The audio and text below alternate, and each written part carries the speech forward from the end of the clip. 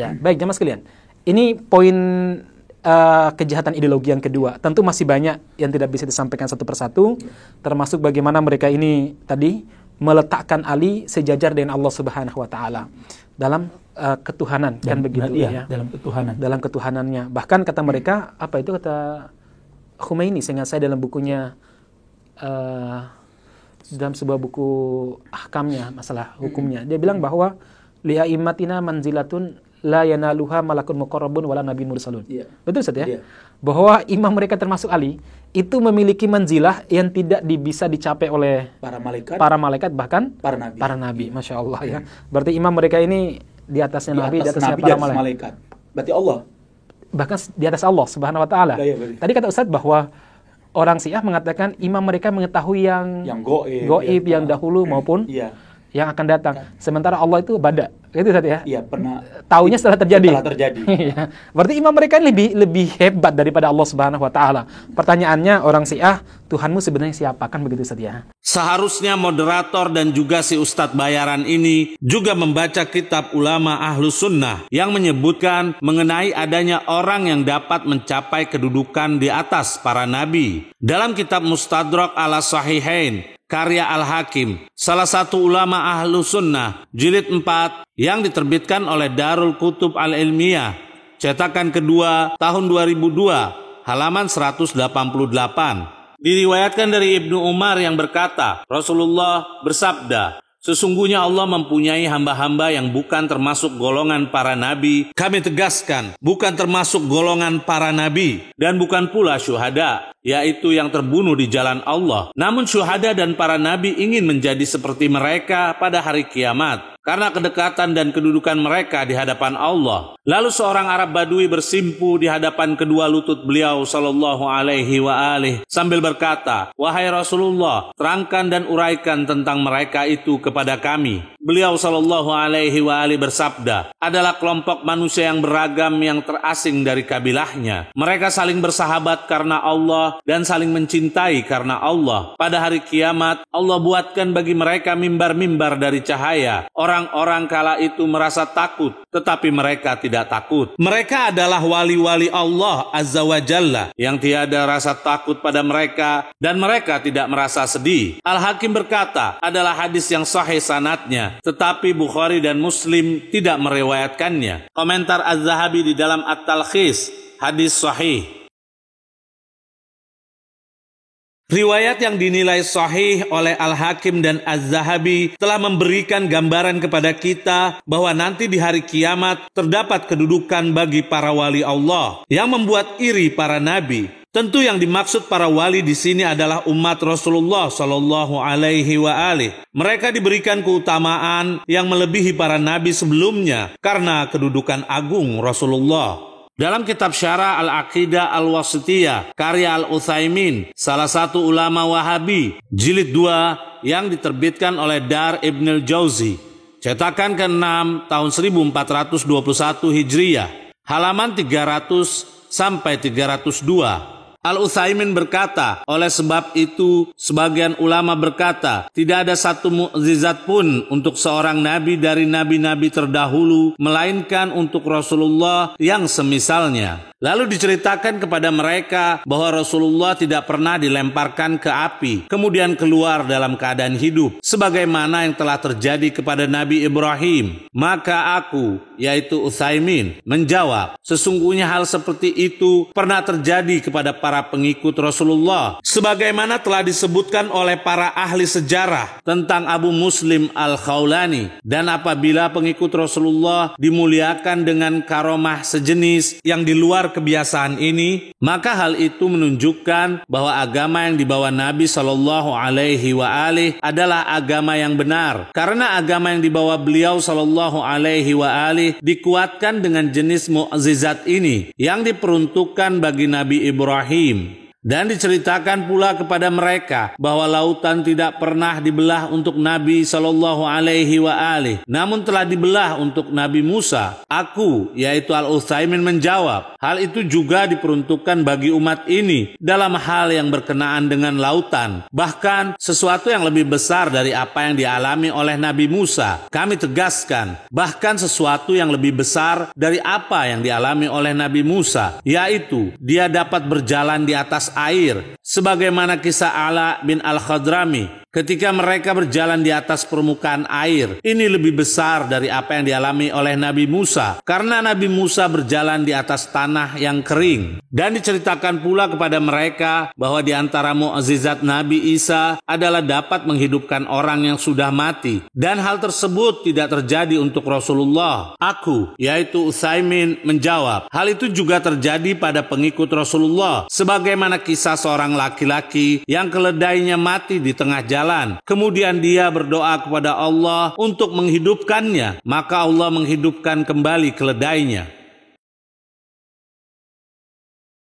Pernyataan dan keyakinan Al-Utsaimin sebagai ulama Ustadz bayaran tadi menjelaskan bahwasanya umat Nabi Shallallahu Alaihi Wasallam memiliki keistimewaan di atas para nabi terdahulu, bahkan lebih dari itu. Mengapa si Ustadz bayaran tidak mengomentarinya sama sekali, tidak memprotesnya dan menganggapnya sebuah penyimpangan akidah? Jawabannya hanya satu, karena si Ustadz bayaran ini tidak pernah baca karya para ulamanya sendiri. Keyakinan adanya orang yang memiliki karomah seperti mukjizat para nabi juga disebutkan oleh ulama panutan si Ustadz bayaran ini, yaitu Ibn Taimiyah dalam kitabnya berikut ini. Kitab An-Nubuwat, karya Ibn Taimiyah, salah satu ulama rujukan kelompok Wahabi yang diterbitkan oleh Maktabah Adwa As-Salaf, cetakan pertama tahun 2000, halaman 807 sampai 808. Ibn Taimiyah berkata, dan ayat-ayat, yaitu tanda kebesaran Allah yang para nabi diutus dengannya, dapat berlaku juga hal yang sama untuk para nabi yang lain. Seperti contoh, menghidupkan orang mati. Hal ini didapati oleh lebih dari satu nabi. Dan menghidupkan orang mati dapat dilakukan juga oleh pengikut para nabi. Kami tegaskan,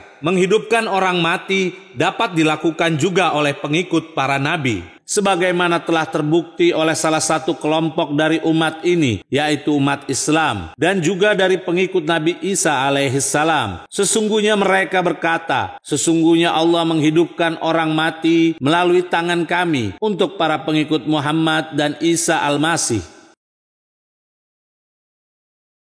Ibn Taimiyah meyakini bahwa karomah yang dimiliki oleh umat Rasulullah bisa sama dengan mukjizat para nabi sebelum Rasulullah. Bahkan yang lebih gulat lagi adalah riwayat tentang Allah berziarah ke kuburan Imam Ahmad bin Hambal, sebagaimana terdapat dalam kitab berikut. Dalam kitab Manaqib Al-Imam Ahmad, karya Ibn Al-Jauzi yang diterbitkan oleh Hijr, halaman 607, telah mengabarkan kepadaku Abu Bakar bin Makarim bin Abi Ya'la Al-Harbi. Dia berkata, telah datang pada beberapa tahun hujan yang banyak sekali sebelum memasuki bulan Ramadan beberapa hari. Pada salah satu malam Ramadan, aku tertidur. Aku melihat di mimpiku seakan-akan aku mendatangi kubur Ahmad bin Hambal sebagaimana kebiasaan. Aku menziarahinya dan aku melihat kuburnya amblas ke dalam bumi sebanyak 1 lapisan atau 2 lapisan. Aku pun berkata, hal ini terjadi atas kubur Imam Ahmad karena seringnya hujan. Lalu aku mendengarnya, yaitu mendengar Imam Ahmad berbicara di dalam kubur. Dia berkata, tidak, ini disebabkan karena kebesaran Allah, karena dia telah menziarahiku. Kami tegaskan, dia, yaitu Allah, telah menziarahi kubur Ahmad bin Hambal. Aku pun menanyai rahasia tentang ziarahnya itu kepadaku setiap tahun. Allah Subhanahu wa Ta'ala berfirman, wahai Ahmad, karena engkau telah membela firmanku, maka firmanku tersebut tersebar dan dibaca di setiap mihrab. Pertanyaan buat si Ustadz bayaran ini, mengapa Anda tidak mengkritiknya dan mengatakan Ibn Jauzi sebagai gulat karena membawakan riwayat Allah ziarah ke kuburan Imam Ahmad bin Hambal? Berikutnya kami juga akan buka kepada pemirsa seperti apa akidah ketuhanan yang diyakini oleh kelompok si Ustadz bayaran ini. Seperti apakah Allah yang diyakininya? Agar persoalan ini menjadi terang benderang di hadapan muslimin. Siapakah sebenarnya yang telah menisbatkan dan menyematkan sifat jahil kepada Allah? Dalam kitab Bayan Talbis Jahmiyah, karya Ibn Taimiyah, jilid 3 yang diterbitkan oleh Mujamma' Malik Fahad pada tahun 1426 Hijriah, halaman 270 sampai 272. Ibn Taimiyah berkata, telah berkata Al-Qadi dan telah disebutkan oleh Abu Bakar bin Abi Khaythamah dalam tarikhnya dengan sanad dari Ibn Mas'ud, dan dia telah menyebutkan di dalamnya, sesungguhnya jumlah waktu dalam satu hari dari hari-hari kalian di sisi Allah adalah 12 jam. Amalan kalian yang kemarin dilaporkan kepadanya pada awal siang hari ini, dan Allah mengeceknya selama 3 jam. Maka nampak dari laporan itu hal yang Allah benci. Kemudian Allah menjadi marah, dan yang pertama kali mengetahui kemarahannya adalah para malaikat yang memikul arsy. Karena arsy menjadi lebih berat, maka bertasbihlah malaikat-malaikat yang memikul arsy itu. Ibn Taimiyah berkata, ketahuilah bahwa tidak dilarang membawakan riwayat tersebut sesuai teks zahirnya. Kami ingin bertanya, bagaimana pendapat Ustadz Bayaran ini tentang riwayat yang dinukil Ibn Taimiyah tersebut, yang mengatakan bahwa Allah mengecek amalan manusia selama 3 jam, lalu tampak dari laporan itu hal yang dia benci. Bukankah riwayat ini jelas menunjukkan bahwa sebelumnya Allah tidak tahu amalan manusia? Bukankah ini telah menyematkan sifat jahil kepada Allah? Bukankah ini makna bada yang dituduhkan oleh Wahabi kepada Syiah selama ini? Sementara riwayat tersebut jelas-jelas dibawakan oleh Ibn Taimiyah yang dijadikan rujukan oleh Wahabi. Dengan bukti yang kuat ini, mudah-mudahan muslimin dapat menilai seperti apa hakikat kelompok Ustadz Bayaran ini yang selalu mengkafirkan dan mudah membid'ahkan kelompok yang tidak sepaham dengannya, dengan dalih memurnikan tauhid dan menempatkan dirinya sebagai para pembela tauhid. Adapun pernyataan moderator, sebenarnya siapakah Tuhan Syiah? Sebelum mereka buat pernyataan semacam ini, justru kami ingin bertanya, apakah semacam ini Tuhan Wahabi? Dalam kitab Bayan Talbis Al-Jahmiyah, karya Ibn Taimiyah, jilid 7, halaman 290, Ibn Taimiyah berkata, hal ini menunjukkan bahwa Rasulullah telah melihat Allah. Dan terdapat riwayat yang menyatakan bahwa beliau sallallahu alaihi wa alihi melihatnya dalam bentuk pemuda yang bagian depannya tertutupi, sedangkan kedua kakinya berada di taman yang hijau. Dan sesungguhnya penglihatan ini bertentangan dengan ayat, sedangkan jawabannya seperti yang sudah dijelaskan sebelumnya. Maka menunjukkan bahwa penglihatan ini merupakan penglihatan mata. Kami tegaskan, penglihatan ini merupakan penglihatan mata. Artinya, Rasulullah melihat Allah dengan kasat mata, seperti di dalam hadis sahih yang bersambung kepada Nabi dari Qatadah, dari Ikrimah, dari Ibn Abbas yang berkata, Rasulullah bersabda, aku melihat Tuhanku dalam bentuk pemuda yang belum tumbuh janggutnya. Karena itu, keyakinan Ibn Taimiyah dan para Wahabi tersebut juga dinyatakan oleh salah seorang ulama Ahlus Sunnah yang sebenarnya, yaitu Ibn Asakir. Dalam kitab Tabyin Kadhibil Muftari, karya Ibn Asakir, yang diterbitkan oleh Darul Fikr, cetakan kedua tahun 1399 Hijriah, halaman 310 sampai 311.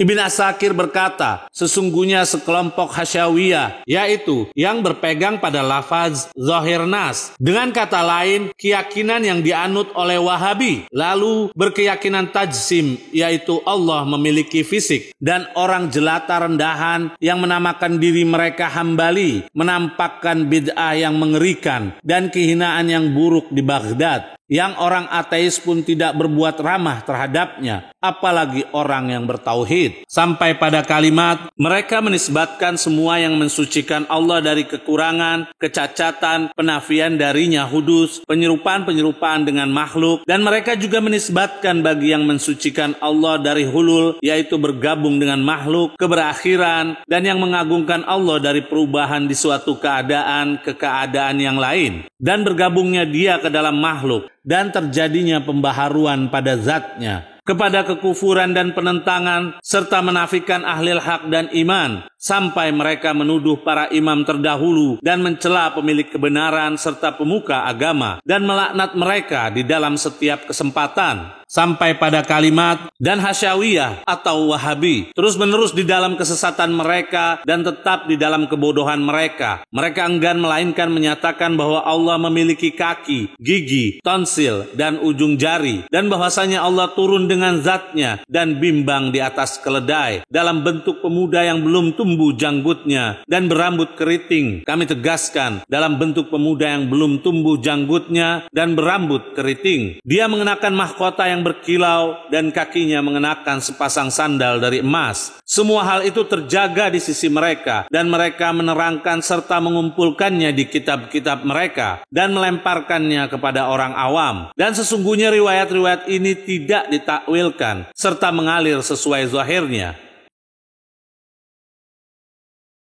Kami ulang pertanyaan untuk moderator dan Ustadz bayaran. Jadi sebenarnya siapakah Tuhan Wahabi? Masihkah kita akan menaruh kepercayaan kepada semua ocehan yang Ustadz bayaran ini sampaikan? Si moderator tadi berkata bahwa Syiah mensejajarkan Imam Ali alaihissalam dengan Tuhan. Sekarang mari kita simak pernyataan Imam Ali alaihissalam ketika ditanya oleh orang yang mengaguminya tentang kedudukan beliau. Berkata seorang Yahudi, "Wahai Amirul Mukminin, apakah engkau adalah seorang nabi?" Imam Ali alaihissalam menjawab, "Celakalah kamu. Sesungguhnya aku hanyalah seorang budak dari para budaknya Muhammad sallallahu alaihi wa alihi." Setelah semua bukti-bukti yang kami paparkan, jelas bahwa orang ini adalah pendusta, penipu, dan melanggar amanat ilmiah.